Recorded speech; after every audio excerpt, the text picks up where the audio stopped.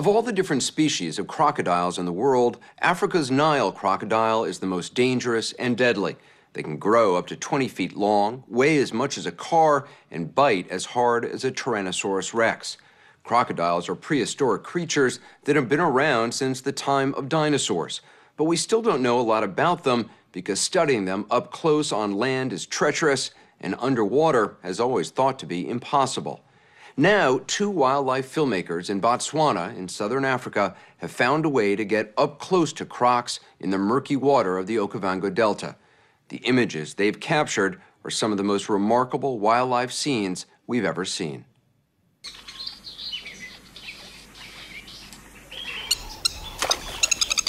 The Okavango Delta has been called one of the last Edens on Earth. The hundreds of miles of winding waterways and untouched islands are home to some of Africa's most exotic and enchanting wildlife. It's also home to tens of thousands of Nile crocodiles. For the last 5 years, Brad Bestelink and his wife, Andy Crawford, have been risking their lives, filming these man-eaters in the most daring way imaginable, following the crocodiles into their underwater lairs. It is a dark and foreboding world down there. Visibility is sometimes only a few feet, and you can't even see the crocodiles until you catch a glimpse of their long rows of razor-sharp white teeth. How did you know you could do this? We were next to a ledge, and this crocodile swam out and actually swam between us, and then settled on the ground next to us. What first went through your mind? Well, just lots of bubbles and just panic. The panic was understandable. Nile crocodiles are Africa's largest and most feared predator. But surprisingly, this one didn't attack. Brad and Andy have been getting closer and closer to these creatures ever since. You do get a different sense of them. They look very beautiful underwater. They're dappled and gold and black. And you see them as more timid, I think. Beyond the teeth and the terror, there's this incredible creature that is actually an amazing animal in its own right. You actually think they're beautiful? I do think they're beautiful. I never used to think they were beautiful, but this is a whole different view of them. This is the view most people have of Nile crocodiles. Patient and stealthy killers, they grab their prey, drag them into the water, then drown and dismember them. And it's not just animals they eat. Hundreds of people in Africa are killed each year while bathing, laundering clothes, or fishing along the water's edge. Nile crocodiles are now protected in Botswana, but Brad and Andy believe more needs to be known about their behavior so that humans can better avoid them. They've invited Dr. Adam Britton, an Australian zoologist, to dive with them. When you first heard about what they were doing here, what did you think? Look, I'll be honest, when I first heard about this, my instant, immediate reaction was, that sounds crazy. Dr. Britton has been studying crocodiles for more than 18 years. I describe crocodiles like Ferraris. They're just extremely finely honed creatures. They're just perfectly adapted to do what they do. They're the smartest of all the reptiles. Britton is building a genetic database on Nile crocodiles in the Delta to better understand how to protect them. For years, the only way to study them up close was to capture them. Okay, croc on. So once I've got him by the mouth, clamp him up, huh? It is difficult, dangerous work. Whoa. 1, 2, on board. What's up, Luke? Start him, you pin his legs between his knees as well. He's got no leverage. That's it. So what are you doing now? I'm just going to cover his eyes so that he can't see what we're doing. So he's not injured at all? No, he's not injured, apart from his pride, perhaps. This crocodile is not sedated. It's simply trying to conserve its energy. Why are you doing this? If we can get a sample of all the DNA from every single crocodile across the Delta, then we can start to build up a picture then of exactly not only where these crocodiles came from, but how they're moving within the Delta. Because right now you don't really know that. No one really knows anything about that at all. When you actually see the crocodiles up close, there is a beauty to them. Often in pictures, they're covered in mud. They look very drab, but up close you see the variety of color, not just on the top, but also on the bottom. And to the touch, it's really, there's a softness to them, particularly on the the feet like this. The claws are about an inch and a half, but the pads of the feet are actually incredibly soft. Capturing crocodiles is stressful for the animal and for us. Putting them back in the water is just as hard. So just keep pressing down, Anderson, on the top of the skull. That's good. Okay, noose ready to go. Tape ready to go? Okay, 3, 2, 1, go. Diving with Brad and Andy has given Dr. Adam Britton a whole new understanding of crocodiles and their underwater world. You're in the water. You've got the current washing over you. You can feel the changes in temperature. You suddenly think, this is what it's like to be a crocodile. This crocodile is experiencing these same things. Britton has actually begun to take DNA samples from crocodiles underwater, cutting off pieces of their tails. And incredibly, they don't seem to mind.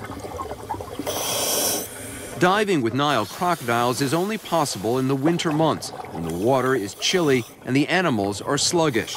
These cold-blooded reptiles are far too dangerous to dive with in the summer. The crocs are much more active. They're much more inclined to want to predate. Predate, attack. Attack, eat. Yeah. They want to go and eat something. So 2 months from now, 3 months from now, you would not dive in these waters? No, I don't. I don't want to die. Make no mistake. I do this because I get an understanding of how these predators work. Brad has spent his whole life around these predators. He grew up here in the Delta, and these home movies show his grandfather, who was a legendary crocodile hunter. He hunted up here for 25 years and, I believe, shot in excess of 30,000 crocodiles. Your grandfather killed about 30,000 crocodiles? Yeah, more than, well, they estimate very close to what the entire population is today. Brad and Andy offer to take me diving with them, explaining it's crucial to get off the surface of the water as quickly as possible, because that's where the crocs attack. That's the most important thing, because as soon as you're underwater, we believe the crocodiles don't know what we are. They don't recognize us as prey. You say we believe. Do you know? We don't know for sure. We can never know how they're perceiving us. We're trying to establish how they perceive us. Again, you're not really building my confidence here by saying you're not sure. What do I need to know before going in? Well, we believe you're safe. With all that uncertainty, we believe you're safe. Safe? Take a look at a recent encounter they had with a crocodile. You see how close he comes to me? And look at the eye. Yeah. And look at those teeth. Those are huge. Yeah. This croc was 12 feet long and weighed about 1,400 pounds. And there's a diver. Oh, my gosh. Yeah. But because the croc's moving, it doesn't even really sense that diver there. It didn't even know that he was there. And you'll see how it just goes. It hits his light. It squashes his light. So it just thinks that's some debris or tree or something. Yeah. That's amazing. We set off early the next day. It's an hour upriver to a spot that has a lot of underwater caves. 3 divers will go in with me. Brad, cameraman Richard Yawn, and Andy. She'll be the safety diver watching our backs. I'll let you know that there's a croc if I see it first.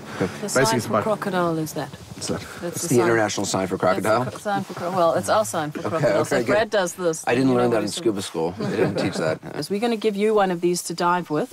Makes you feel better. It also gives you some barrier. Makes you feel better? That's really all it's for, is just to make me feel better? Mainly that, and to actually anchor yourself in the current. Because no matter what, you do not want to drift onto the You don't want to drift onto the crocodile. As soon as the crocs see our boat, they disappear. We hope they've gone to the bottom to hide in their underwater caves, but they might still be floating near the surface, waiting to attack. It's a very strange feeling before you go diving, because you know there are crocodiles in this area, but you don't see any on the surface. The problem is, as the boat comes in, any motion on the surface does tend to attract crocodiles, so you want to try to get here and in the water and to the bottom as quickly as possible. We suit up, do our final checks, and then take the plunge. Anderson, Richard? Yep. We'll go with Anderson. Yeah, okay. Anderson, good? Go. Okay.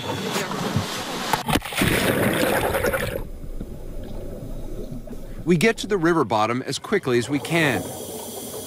It's only about 15 feet deep. Thankfully, the visibility is good, and we find ourselves in a stunning underwater garden with overhanging ledges, walls of papyrus, submerged trees, and lilies. We know there's at least one crocodile in this area because we saw the ripples on the water. We believe it's gone into a nearby cave system. So we're going to go into the caves right now to try to see if we can find it. It's eerie and intimidating down here. The only light comes from our cameras, and it's easy to lose your way. Brad signals that he sees a crocodile. At first, I can't see anything.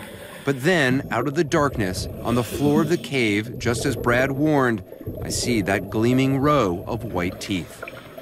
To finally see one, it's amazing. There's a beauty to it, but it's also incredibly intimidating.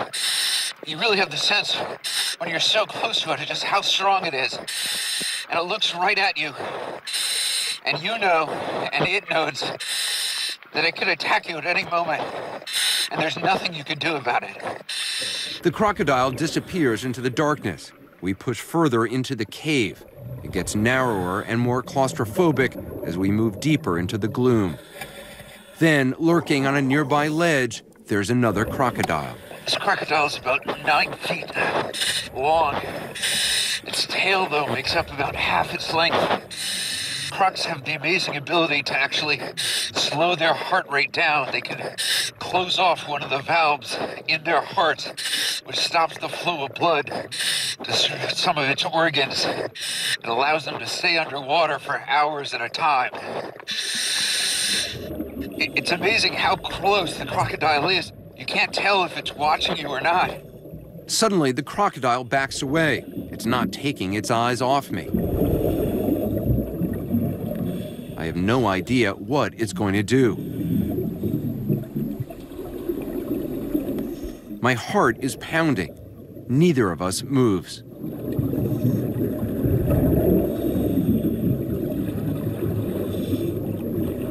Then, with a flick of his tail, he's off. We move further through the undergrowth and find yet another crocodile.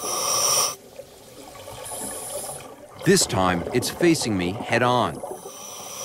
On the stick I'm holding, I have a small camera, and I move it closer to try and get a better shot.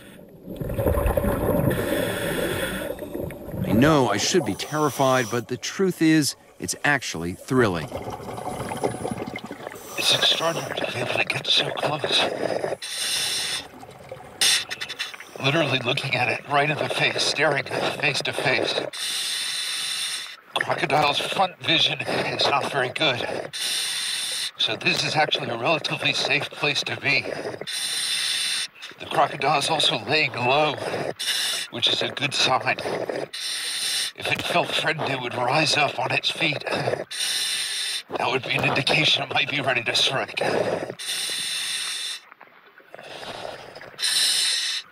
When it finally takes off, we start following it. The crocodile is kicking up so much sand and sediment, we can't see where we're going.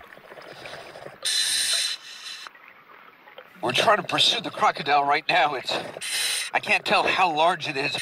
Its tail is so powerful, I'm almost right on top of it. I could reach out right now and just touch the tail. But I'm worried if I do that, it'll somehow turn around. It just doesn't seem like a good idea. But I gotta say, it's so tempting. The croc is moving so fast, we can't keep up for long. It's time to surface and find the boat. That was amazing. We got right. I was right on top of it. Eh? I was right on its tail. I mean, I could have touched it. Yeah, no. And then he turns around. And then he turns around.